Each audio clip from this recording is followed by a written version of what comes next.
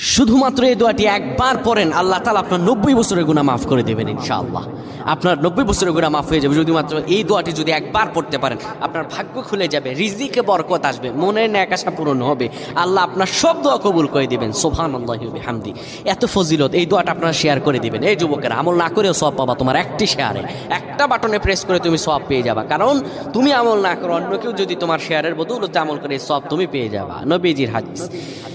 আমার ভাইয়েরা, আল্লাহর কাছে দোয়া করা, আল্লাহর কাছে দোয়া চাওয়া, এটি হলো মুমিনদের কাজ। আমার আল্লাহ বান্দাকে বলেন, বান্দারে উদউনি আস্তাজিব লাকুম, আমার কাছে চাও, আমার কাছে চাইলে আমি আল্লাহ তোমাকে দিয়ে দিব।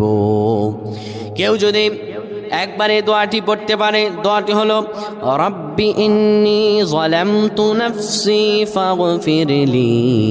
কেউ যদি এই দোয়াটা একবার পড়তে পারে, আমার আল্লাহ তাআলা তার 90 বছর